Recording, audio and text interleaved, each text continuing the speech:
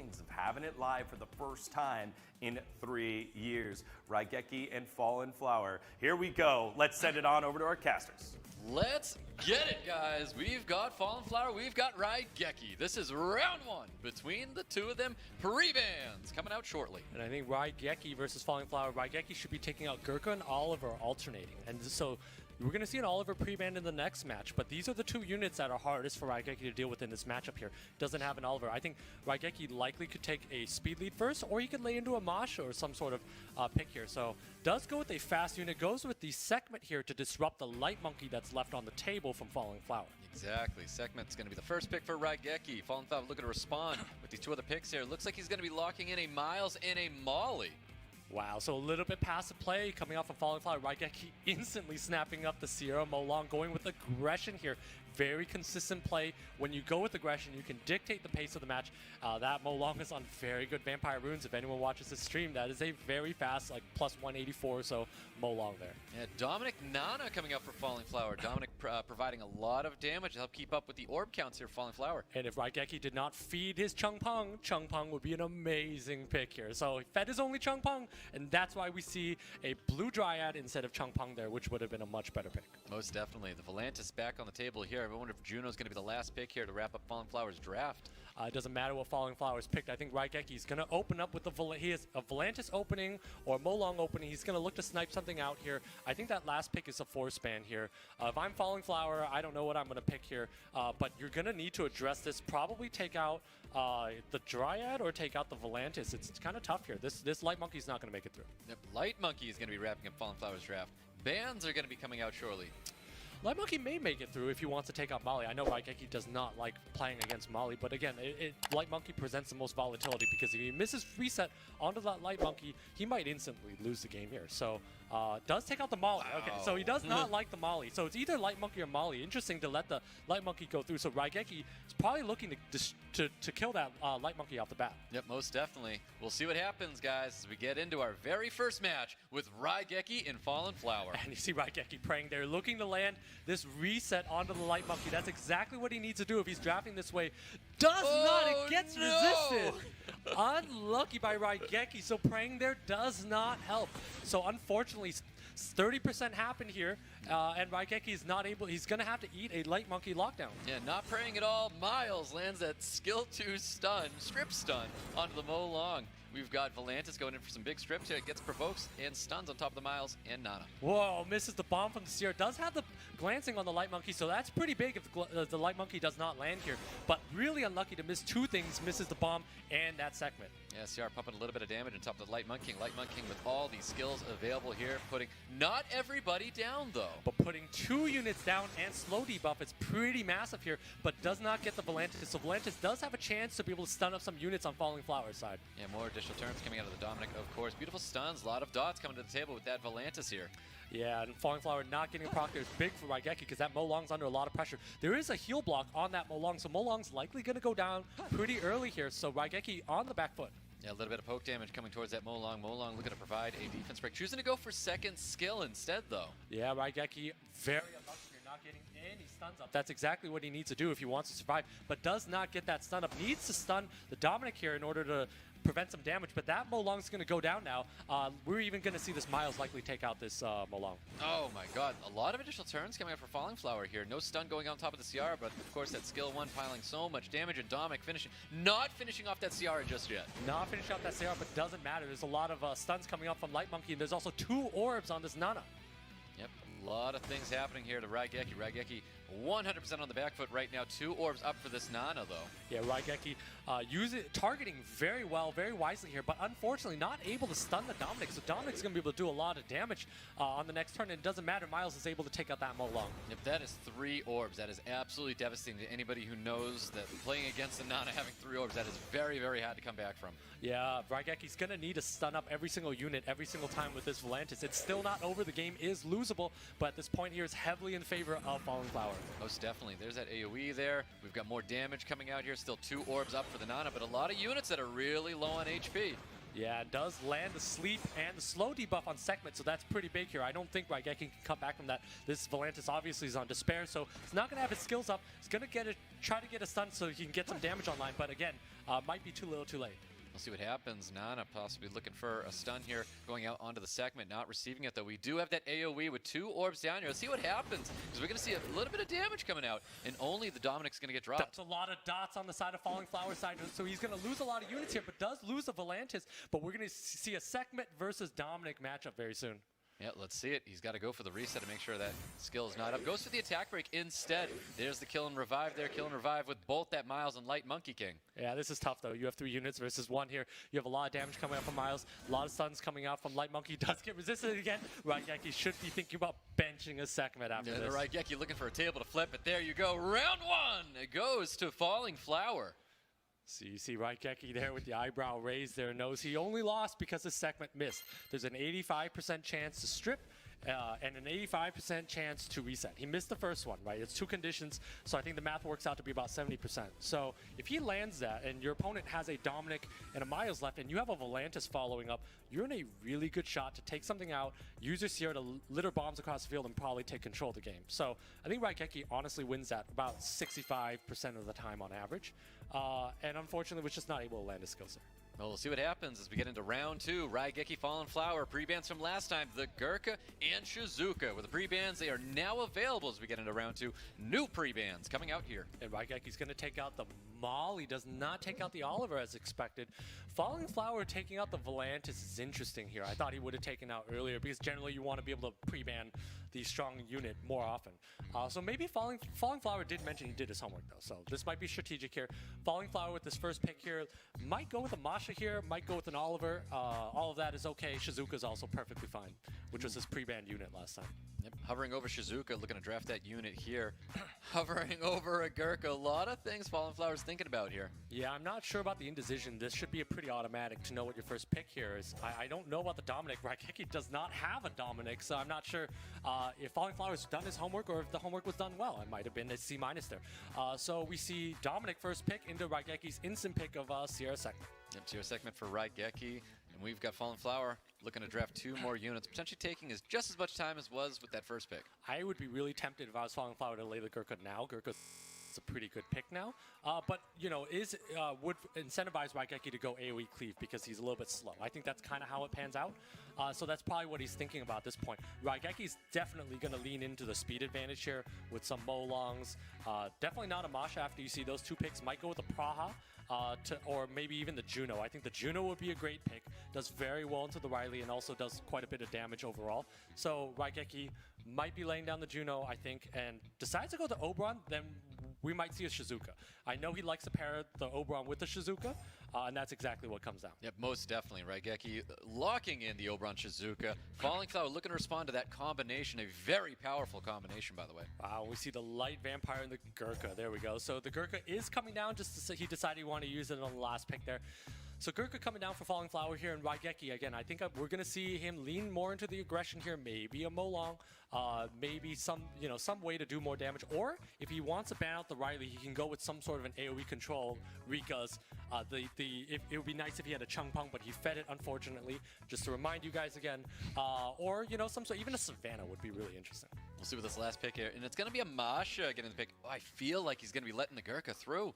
He definitely is letting the Gurkha through. He's probably not afraid of it with the Oberon and the MASHA together here. The question is, does he take out that Abeli or does he take out the Riley? Either or are very viable here. I don't think he's scared of many other units there. Takes out the Gurkha while laying a MASHA last, which is very interesting here. And Falling Flower taking out the Oberon does not want to face the volatility and the threat of that Oberon. Well, speed for RAIGEKI. RAIGEKI looking to get the edge here in this round 2 between RAIGEKI and Falling Flower. So RAIGEKI goes for the reset on the Riley, does land finally, so that Segment has earned its place in SWC here. And that MASHA is going to need to do a lot of damage, and hopefully it's tanky and can survive a few shots. Ooh, MASHA with just a skill 1 going into the Dominic here. Bomb is not going to be landing on top of that Riley. Sierra is 0-2. Unfortunate, not landing that bomb, and so that means that Shizuka does not have bombs to provide either. So that's a very big miss there. So unfortunately, RAIGEKI not able to land that there. Does give that reset onto Sierra, so Sierra's going to have a bomb up next, but again, RAIGEKI just not lucky, not able to land that bomb. Ooh, big skill too, choosing to put on top of the Ciara here. Ciara's still looking very healthy right now. It knows that Sierra's going to be the target of focus, but I would have thought that would be nice if Falling Flower went and tried to dismount that MASHA, because that MASHA is going to be free to do a lot of damage to that Dominic next.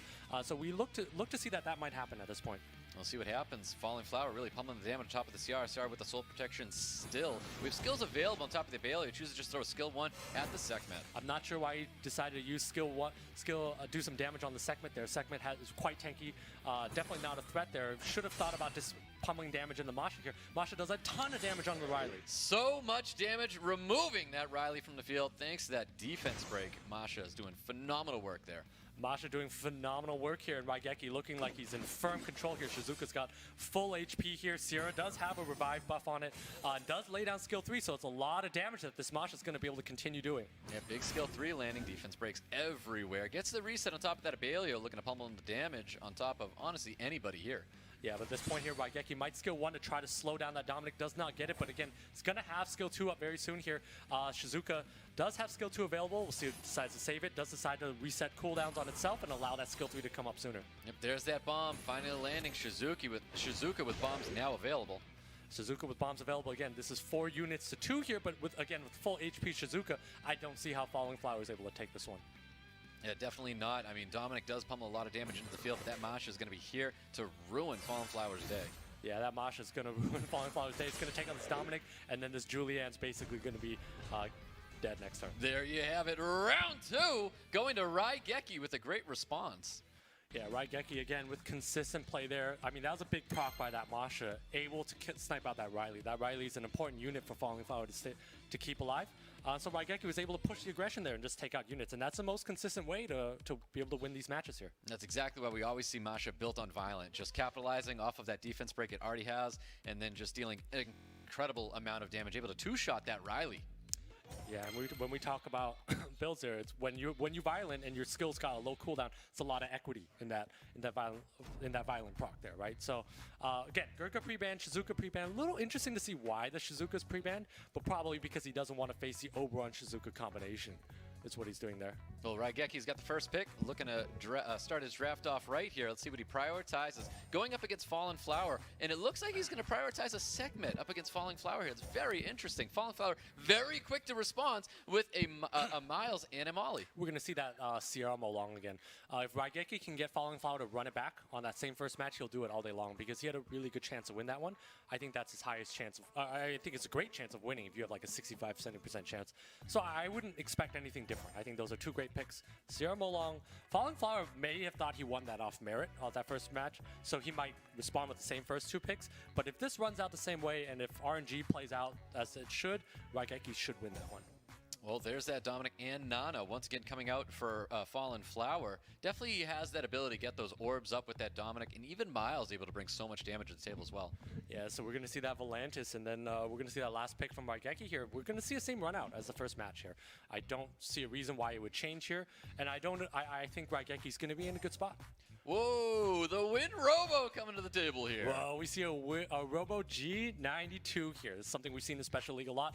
Think of it as a free-to-play Gianna, almost arguably better than Gianna at times because it doesn't matter if your opponent's on will or off will, you're able to get first turn advantage. So RAIGEKI providing a lot of speed threats, and I don't think there's anything Falling Flower can pick that would have RAIGEKI ban that, not ban it, except for Julianne. Julianne just kind of sits there. So I really don't like this Julianne pick because RAIGEKI now doesn't have to ban the Julianne. Can go for a more consistent win by taking out either Miles or the Molly. I think Molly's going to be the ban here, and RAIGEKI's going to dominate off the bat with his team. Nana's also acceptable if he thinks his Molong's going to be let through, but I guess Nana was the ban here, so RAIGEKI's going to go for a snipe off the bat and abuse control with this Robo G92. We'll see what happens here. HP leads for both players here. We're getting into a round 3 between Falling Flower and RAIGEKI. Miles kicking things off for us. Yeah, Miles not able to strip that Mo Long there. Definitely about 30% chance to be able to land a stun there. So, fortunately, probability played out, and Falling Flower was not able to do anything there. And that Robo G92 just doing so much work. That's a lot of damage as well. We're going to see that third skill pop off. Is there a stun happening here? There's one stun. There is not another stun there. Unfortunate, that Robo G92 targeting a random unit at choice next. If it stuns a unit, it's able to go on. That Avalanche is doing so much damage here. There's two units stunned up. This defense breaks across the field. RAIGEKI's looking to see which unit he wants to take out. Goes after Dominic here. RAIGEKI's in a great spot here. Definitely in a great spot indeed. A little bit of sustain popping out there with the Molly as well. We've got that third skill happening. There's the reset to stop that the cleanse coming out for Molly. And that's a big stun onto the Miles here. Miles not able to do damage. And again, this Robo G92 has skills coming up, but it doesn't really matter. I mean, RAIGEKI's up 4 units to 2. Robo G92 is just so oppressive here. Falling Flower is looking like he's going to drop this game. Yep, 100% here. We've got Miles absolutely locked down there, and he knows it. RAIGEKI taking round 3 away from Falling Flower. Great pick by RAIGEKI there, the Robo G92, just so effective. Reducing attack bars when your opponent's picking everything that is water, you don't have fire units on the table. You're going to see a very consistent strips, attack bar reductions, and then you're going to absorb all that attack bar, and then skill 3 with a giant fist coming down and stunning usually more units than just one. So actually a little unlucky there for RAIGEKI. But at the same time, I mean, just a much better draft, I think, able to control it from the onset.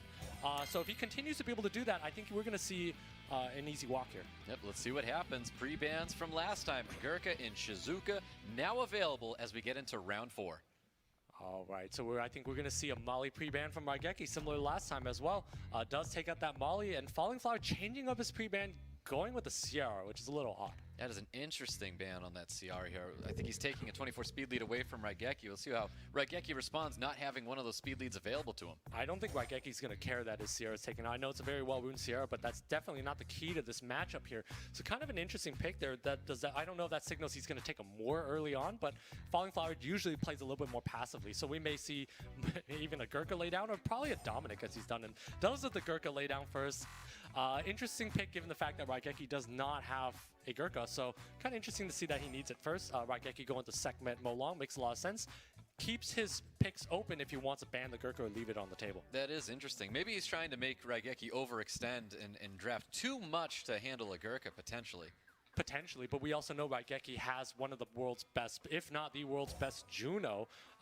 Those of you that don't know about it can follow him on Instagram, and you'll see that amazing Juno, best I've ever seen in the world. And it just does so much damage. And so, you know, Falling Flowers kind of played into it as well. Goes again with the Robo G92, and again the Tomo. Yep, very, very nice. It's going to be very entertaining to see this unit, see if it pops off this time, because it was not able to pop off last time. We've got Oliver and Laura.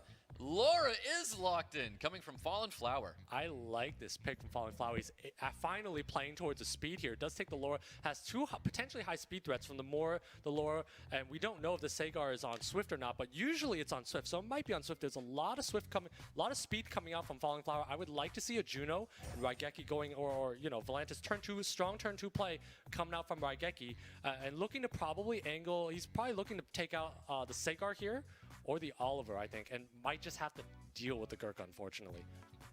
See what happens here. Ban is going to be coming out right here, and it is. We do have that Volantis getting banned out, and Oliver getting banned out as well. Yeah, so RAIGEKI's Robo G92 is very quick. He's going to be able to take advantage of that, but he needs that Robo to take advantage and allow himself to claw back into the game, because Falling Flower is a very scary opening. Oh, RAIGEKI kicking it off once again with Sekhmet taking first turn. We have Sekhmet taking first turn, and we have Robo G92 coming up, but does not get that reset on the Moore. So Moore has a chance to stun, but does not get it onto the Robo G92. And no stuns coming out here, but we of course have that second skill from the Laura, getting 3 stuns on the field. Yeah, you see RAIGEKI not looking very content there. That Sekhmet has missed so many openers there. If it landed on the Moore, there's no way to push back the team there, but unfortunately did land it, pushed back the Robo, so the Robo is stunned up and taunted up now. So RAIGEKI is basically on the back foot, and we have a Gurka that's going to be able to taunt up everything right now. Exactly. There's that third skill coming out here, dealing, honestly, a lot of damage coming out of Laura there. Defense buffs going up first team. Yeah, defense buff going up on his team here, but again, RAIGEKI with a quick concede. Yep, quick concede coming out of RAIGEKI. Round 4 going to Falling Flower. Yeah, definitely. That was the good time to quit there. RAIGEKI does stress a lot of times. The mental aspect of the game is important.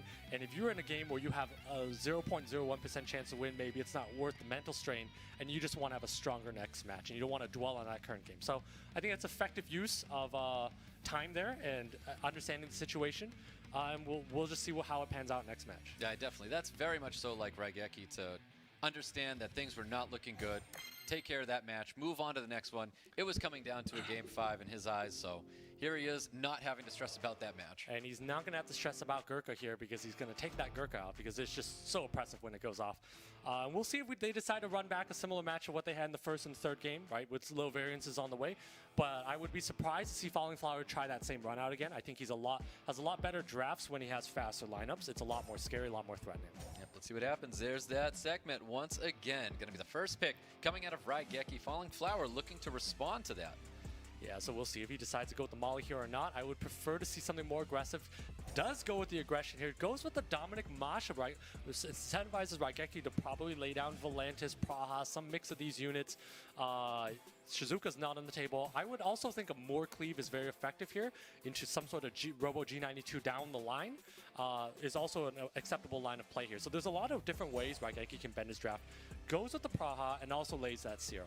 Yeah, definitely a much better start, though, for Falling Flower. I love all that aggression with those two units. We have double speed leads look like they're being locked in here. Oliver and more are going to be the units for Falling Flower. So we're definitely going to see a Volantis come down because he needs some way to respond to the speed of Falling Flower. So Volantis is guaranteed to be in here. And then we're probably going to see some other unit that can defend and play back here. I would like to see a Sagar would be really interesting from RAIGEKI if he has a Swift Sagar built. Would be super cool. And looking to ban the MASHA potentially. Tomo's also interesting, giving him a second speed lead, allowing him to take control of the field. There's no immunity on Falling Flower side. So right now the tentative ban looks to be MASHA. Yep, let's see what happens here. Falling Flower with this one last pick. Gurkha not available. Got pre-banned in this match. He does have other LDs available. He had that Light Monkey King available. Looks like he's going to be hovering over a Juno. See if he chooses to lock that down. Signal he's going to be letting that Tomo through and the Volantis. That is correct. So it looks like he's going to... he is signaling at least that he's going to let those two through, probably banning out those. Sierra's an interesting ban there. I'm not sure if I would have gone there. I would have thought about a higher speed threat like Sekhmet there. Juno, of course, the force ban when he lays that down like that. Well, 33 speed lead coming out for Falling Flower. Is that going to be enough to be faster in the segment? And it is not enough. So once again, RAIGEKI putting faith into a Sekhmet there. Sekhmet does finally land, so we'll see how this match pans out here. That Moore tends to be inconsistent, so we'll see if it's able to stun anything. Does not stun, and there is that revenge from that Volantis here, and Volantis does proc up all 4 units. Yeah, a lot of value coming out of Volantis, but a beautiful additional turn coming out of the MASHA. MASHA is glanced, though, looking for some big defense break damage to see if he chooses to use it or to hold on to that skill. That's potentially a lot of damage coming out, but no defense break is huge because that means RAIGEKI has a window of opportunity, does not have a lot of volatility on the side, does give his team speed buff, which is going to allow his team to lap and do a lot more damage. That's right. I mean, let's see what happens here. Tomo with skills up, throws down a Kama on top of that MASHA. Yeah, and at this point here, actually, all 4 units are stunned. There's speed buff on RAIGEKI's side. This is a lot of damage that's going to come on the side of Falling Flower. I don't think Falling Flower is going to be able to get a turn, actually. I think his SWC play is done at this point. Wow, we'll see what happens. RAIGEKI with absolute all control in this match here. We have a dismount MASHA, definitely not looking good at all for Falling Flower. There's that third skill. He knows it. There it is, RAIGEKI taking round 5 away from Falling Flower.